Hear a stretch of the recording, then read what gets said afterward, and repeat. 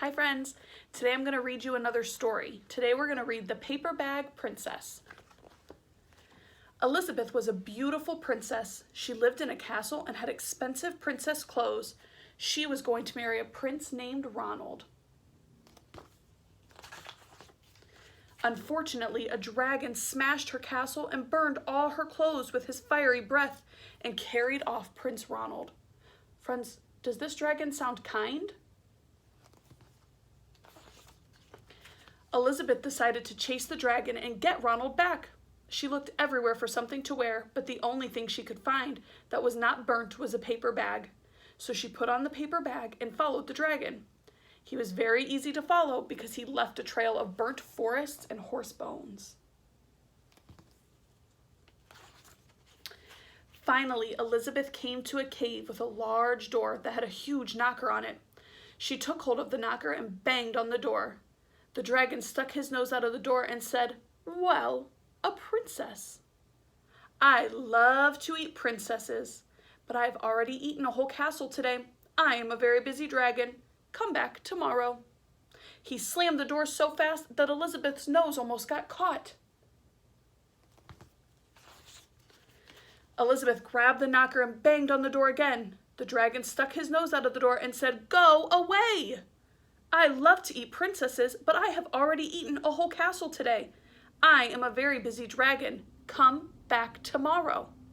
"Wait," shouted Elizabeth.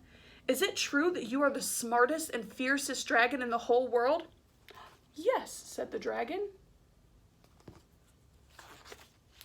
"Is it true," said Elizabeth, "that you can burn up 10 forests with your fiery breath?" "Oh, yes," said the dragon, and he took a huge deep breath and breathed out so much fire that he burned up 50 forests. "Fantastic," said Elizabeth, and the dragon took another huge breath and breathed out so much fire that he burned up 100 forests. "Magnificent," said Elizabeth, and the dragon took another huge breath, but this time nothing came out. The dragon didn't even have enough fire left to cook a meatball.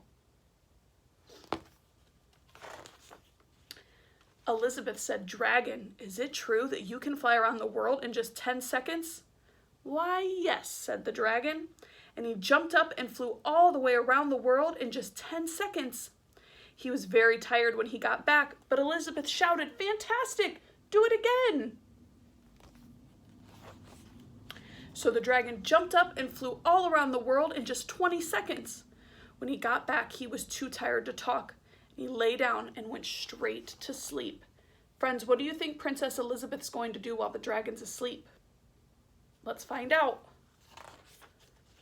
Elizabeth whispered very softly, "Hey, dragon." The dragon didn't move at all. She lifted up the dragon's ear and put her head right inside. She shouted as loud as she could, "Hey, dragon!"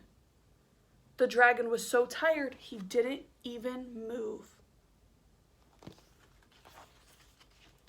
Elizabeth walked right over the dragon and opened the door to the cave. There was Prince Ronald. He looked at her and said, "Elizabeth, you are a mess. You smell like ashes, your hair is all tangled, and you are wearing a dirty paper bag. Come back when you are dressed like a real princess."